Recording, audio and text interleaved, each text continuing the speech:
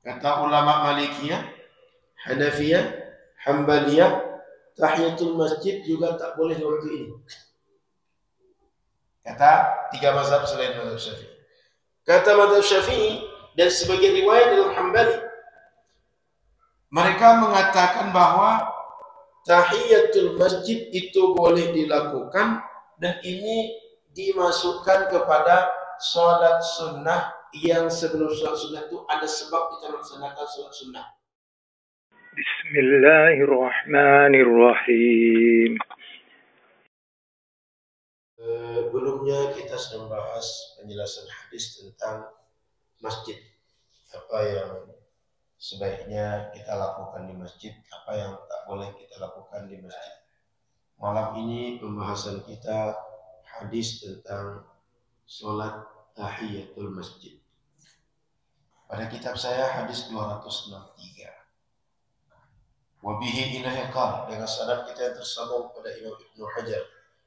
Kata beliau, wa an Abi Qatadah radhiyallahu anhu, dari jalur sahabat Nabi Abu Qatadah, semoga Allah ridhai beliau. Di antara tradisi ahlu sunnah, ketika menyebut nama sahabat didoakan dengan semoga Allah ridhai sahabat yang kita sebutkan namanya. Qala, kata sahabat Abu Qatadah, qala Rasulullah sallallahu alaihi wasallam, bersabda Rasul. Apa isi sabda Rasul itu? Idza dakhala ahadukum, apabila masuk siapapun seseorang di antara kalian al-masjidah, ke dalam masjid, fala yajlis, janganlah dia duduk, hatta yusalliya rak'ataini, sehingga dia mengerjakan sholat 2 rakaat. Maknanya kalau ada orang masuk masjid, yang pertama dia lakukan sebelum duduk, sebelum perbuatan yang lain adalah sholat 2 rakaat. Ini redaksi hadis begitu. Jadi redaksi hadis ini tak sekadar sebelum duduk, tapi apapun aktivitas dalam masjid sebaiknya yang pertama itu dibuat sholat. Dan sholat itu kemudian dikenal dengan nama tahiyatul masjid, sebagai tahiyah, penghormatan terhadap masjid. Kita masuk sebuah tempat dimuliakan, disucikan. Untuk memuliakan tempat disucikan itu kita sholat di situ. Bapak Ibu yang dirahmati Allah Subhanahu wa taala, ada hadis lain penjelas kok muncul redaksi hadis ini. Seperti hadis yang terdapat di dalam riwayat Imam Muslim. Kata Abu Qatadah begini redaksinya, lebih jelas sedikit dibanding yang di dalam hadis Bukhari Muslim tadi. Dakhaltul masjidah wa Rasulullah sallallahu alaihi wasallam jalisun baina dhahranai nas. Aku masuk masjid. Waktu itu di dalam masjid Rasul sedang duduk di antara para sahabat yang ada di masjid. Ya macam kita sekarang. Ada orang masuk, di antara yang duduk ini adalah Rasul. Lalu fajalastu, kata sahabat Abu Qatadah, begitu masuk aku langsung duduk. Faqala Rasulullah negur, ma mana'aka an tarka'a rak'ataini qabla an tajlis. Apa yang menghalang engkau sehingga engkau tidak sholat 2 rakaat sebelum duduk? Rasul bertanya begitu. Artinya Rasul yang memunculkan pertanyaan, bukan sahabat bertanya lalu Rasul menjawab, tapi Rasul yang langsung mempertanyakan. Kata sahabat Abu Qatadah, faqultu, aku jawab Rasul tadi, ya Rasulullah, ra'aituka jalisan wan nasu julus. Aku tengok engkau dalam masjid dalam keadaan duduk. Orang lain pun juga sedang duduk. Qal fa idza dakhala ahadakum al-masjid fala yajlisu hatta yarka'a rak'ataini. Nabi nasihati, kalau masuk siapapun seseorang di antara kalian, janganlah dia duduk setelah masuk masjid kecuali dia kerjakan sholat 2 rakaat. Itu asalnya hadis ini. Lebih terang sedikit bahwa Nabi sudah ada dalam masjid, sahabat tadi masuk tidak melaksanakan sholat. Nabi kemudian menasihati sebelum duduk sholatlah 2 rakaat terlebih dahulu. Itu dua redaksi hadis untuk menunjukkan bahwa ada sebab dan ada penjelasan kenapa muncul redaksi hadis tentang tahiyatul masjid ini. Bapak Ibu yang dirahmati Allah Subhanahu wa taala, ketika disebutkan kenapa tak rukuk, ini bukan bermakna kita pertama masuk itu rukuk saja. Tapi ini menyebutkan sebagian pekerjaan sholat untuk menjelaskan sholat itu. Artinya Nabi bukan menginginkan orang rukuk, tapi Nabi menginginkan sholatlah. Indikasi sholat diantaranya rukuk, karena rukuk hanya dilakukan di dalam sholat. Ini Nabi sedang menyuruh sholat 2 rakaat. Kemudian Bapak Ibu yang dirahmati Allah Subhanahu wa taala, kata para ulama, 2 rakaat tadi bukan batas. Tapi itu adalah paling minimal sholat sunnah yang dibuat seorang yang ingin sholat sunnah, yaitu 2 rakaat. Selain witir, semua sholat sunnah, bila sholat sunnah itu mutlak, dia minimal 2 rakaat. Hanya witir yang bisa 1 rakaat. Maka bila Nabi menyebutkan kenapa tak sholat dulu atau sholatlah dulu, sholat itu paling minimal dikerjakan 2 rakaat. Itu maknanya kalau ada orang sholat tahiyatul masjid lebih 2 rakaat itu boleh dibuat. Tapi paling minimal 2 rakaat tahiyatul masjid. Bapak Ibu yang dimuliakan Allah Subhanahu wa taala, kita lanjutkan. Dari redaksi hadis seakan-akan sholat tahiyatul masjid ini wajib. Sehingga Nabi tegur, kok nggak sholat dulu sebelum duduk? Maka mazhab Zahiriyah, ada sekelompok umat Nabi Muhammad ini, khas mereka adalah mereka mengambil tekstual setiap nas, tekstual Quran, tekstual hadis. Asal perintah wajib, asal perintah wajib, asal larangan haram. Kata kelompok itu tahiyatul masjid wajib. Tapi jumhur ulama, mayoritas ulama terutama mazhab yang 4 mengatakan tidak wajib, sunnah. Kalau ditanya apa dasarnya kok sunnah nggak wajib? Disebutkan di antara hadis, Nabi menyebutkan bahwa kalian sholatlah sholat 5 waktu. Ini yang wajib untuk hamba. Lalu ada pertanyaan, hal ala ghairihinna, selain yang 5 ini ada lagi Rasul? Kata Rasul, lah, selain 5 itu tak ada lagi, tak wajib lagi selain 5 aja. Illa kecuali selain yang 5 itu antatawwa, kecuali sekedar melaksanakan salat sunnah. Artinya Nabi sudah membatasi salat yang wajib itu 5 saja, subuh, zuhur, asar, maghrib, isya. Selain yang 5 ini sunnah. Maka tahiyatul masjid bagian daripada sunnah. Oleh karena itu Bapak Ibu rahmati Allah Subhanahu wa taala, ulama 4 mazhab mengatakan salat tahiyatul masjid sunnah. Zahirnya mengatakan wajib.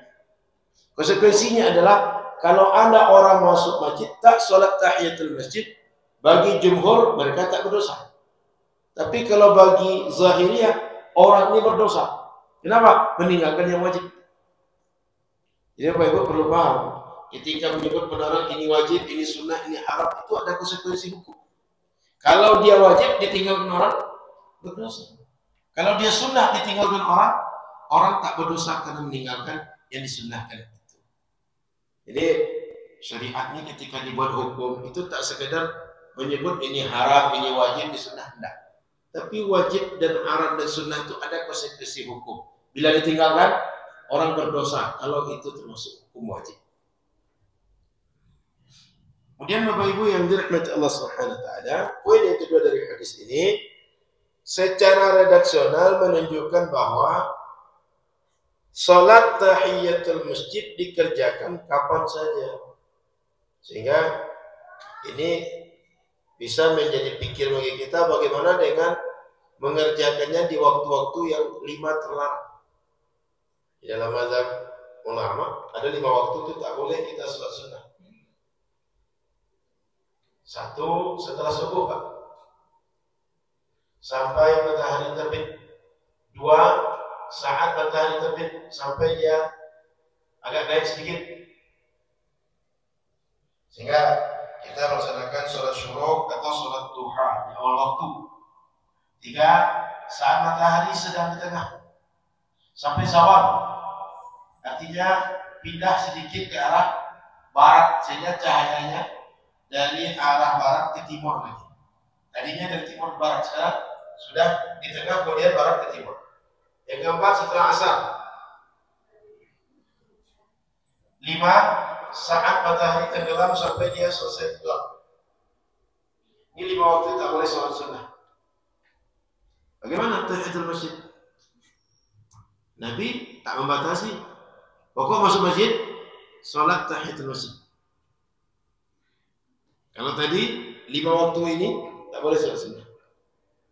Maka Bapak Ibu yang dirahmati Allah Subhanahu wa taala, ini panjang pembahasan ulama tentang itu, yang kesimpulannya mengatakan bahwa kata ulama Hanafiyah dan Malikiyah dan Hambaliyah mengatakan bi umumi ahaditsin nahi fa'azaru tahiyatul masjid fil awqatil manhi anha. Kata ulama Malikiyah, Hanafiyah, Hambaliyah, tahiyatul masjid juga tak boleh di waktu ini. Kata 3 mazhab selain mazhab Syafi'i. Kata mazhab Syafi'i dan sebagian riwayat dalam Hambali, mereka mengatakan bahwa tahiyatul masjid itu boleh dilakukan dan ini dimasukkan kepada sholat sunnah yang sebelum sholat sunnah itu ada sebab kita melaksanakan sholat sunnah. Sehingga para ulama mazhab Syafi'i membagi sholat sunnah itu ada laha sabab dan ada yang laisa laha sabab. Maksudnya sholat sunnah itu ada alasannya kenapa kita kerjakan. Dan alasan itu mutaqaddim. Maksudnya sebab melaksanakan sholat itu dahulu adanya daripada pelaksanaan sholat. Saya berikan contoh supaya agak gamblang. Bapak Ibu safar, pergi umroh, pergi menuntut ilmu, pergi merantau, pergi bersuluk. Sebelum berangkat sholat sunnah. Kan sunnahnya begitu safar. Sebab sholat itu apa? Safar. Saya ulang. Sebab sholat itu safar. Kapan dikerjakan safarnya? Setelah sholat. Sholat dulu baru safar. Ini namanya sebabnya mutaakhir. Sebab pelaksanaan sholat belakangan dari sholat. Tapi tahiyatul masjid, masuk masjid dulu baru sholat. Sebabnya mutaqaddim dari sholat. Sebab sholatnya dahulu daripada sholat. Dalam mazhab Syafi'i, kalau ada sholat yang sebab sholat dahulu daripada pelaksanaan sholat, itu boleh meskipun di waktu yang 5. Saya ulang. Sholat sunnah yang sebabnya mutaqaddim ini berlaku tetap boleh di waktu yang 5. Bila sholat sunnahnya sebab mutaqaddim atau muqarib, sebabnya bersamaan dengan pelaksanaan sholat. Yang tak boleh itu sebabnya mutaakhir, seperti sholat safar. Maka kata mazhab Syafi'i, di waktu yang 5 ini kita tetap boleh tahiyatul masjid. Sebagian Hambali mengatakan begitu juga. Jadi mazhab Hambali ada 2 riwayat, mengatakan tidak boleh, yang satu mengatakan boleh. Jadi Bapak Ibu perlu paham, mazhab Hambali ini banyak dalam satu masalah itu punya beberapa riwayat. Satu membolehkan, satu tak bolehkan, satu membolehkan tapi dengan syarat dan segala macam. Itu mazhab Hambali begitu. Jadi kalau ada yang beramal mazhab Hambali, itu saya banyak riwayat. Poin berikutnya Bapak Ibu rahmati Allah Subhanahu wa taala.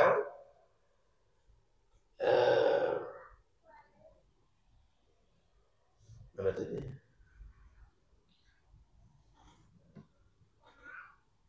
Menunjukkan bahwa yashmalu tahiyatul masjid aidan liman dakhala qabla salatil 'id atau ba'da. Ini berlaku bagi orang yang datang ke masjid untuk salat Id. Sehingga tak dibatasi. Apakah kalau orang datang ke masjid untuk salat Id dia tahiyatul masjid atau tidak? Dan berdasarkan redaksi hadis, pokoknya masuk masjid. Mau di dalam tu akan salat Id, mau pengajian, mau sholat wajib, asal masuk masjid, sholat Id pun termasuk disunnahkan sebelumnya tahiyatul masjid. Kemudian yang keempat, idza jalasa qabla rak'ataini kuriha lahu dzalik, lakin la tasqutu sunnatiyatuhuma. Kalau seandainya ada orang masuk masjid, dia langsung duduk. Itu makruh bagi orang tadi. Tapi tidak menggugurkan sunnahnya tahiyatul masjid. Saya ulang. Kalau ada orang masuk, begitu masuk langsung dia duduk. Ini makruh perbuatannya langsung duduk ini. Namun tidak menghilangkan sunnah tahiyatul masjid dia buat. Apa buktinya? Sahabat tadi yang sudah duduk, Nabi tegur. Kan ceritanya tadi, kok kamu nggak sholat dulu sebelum duduk? Itu arti sahabatnya sudah duduk, ditegur Nabi. Kalaulah dengan dia duduk nggak lagi perlu dikerjakan, sahabatnya nggak tegur Nabi, sehingga sahabatnya nggak perlu lagi sholat 2 rakaat. Tapi ketika dia duduk ditegur Nabi, sahabat tadi kemudian dia sholat sunnah setelah Nabi menjelaskan. Maka kalau ada orang masuk masjid, dia duduk di dalam, dia tidak melaksanakan tahiyatul masjid, itu makruh pekerjaan seperti itu. Tapi tak menghilangkan sunnahnya mengerjakan 2 rakaat tahiyatul masjid. Baik, Bapak Ibu rahmati Allah Subhanahu wa taala. Poin yang berikutnya, tahiyatul masjid ini karena disebutkan umum redaksinya, pokoknya masjid, ini menunjukkan semua masjid diajarkan tahiyatul masjid. Tapi ada pengecualian. Apa dia? Masuk Masjidil Haram. Nabi Shallallahu Alaihi Wasallam ketika masuk Masjidil Haram, yang pertama melakukan bada tawaf. Pertama perbuatannya adalah tawaf. Oleh karena itu, selain Masjidil Haram, dianjurkan pertama masuk melaksanakan salat tahiyatul masjid. Tapi kalau Masjidil Haram, pekerjaan pertama saat kita datang ke Haram adalah melaksanakan tawaf. Ini masjidnya, Masjid Nabawi, Masjid Al-Aqsa, semua masjid sama. Pertama masuk, salat 2 rakaat tahiyatul masjid.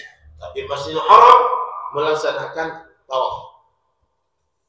Makanya jemaah haji kita, jemaah umrah kita, asal masuk Masjidil Haram, itu diajarkan mereka langsung menyelesaikan tawaf yang mereka sudah mulai rangkaian ibadahnya dengan bermiqat, berniat di miqat yang ada di Makkah, di Madinah kah, atau di atas pesawat kah, atau miqat-miqat yang lain yang sudah ditentukan oleh syariat. Baik, itu pengantar kajian malam hari ini dengan hadis tahiyatul masjid. Silakan Bapak Ibu, kita lanjutkan diskusi. Kalau ada pertanyaan kita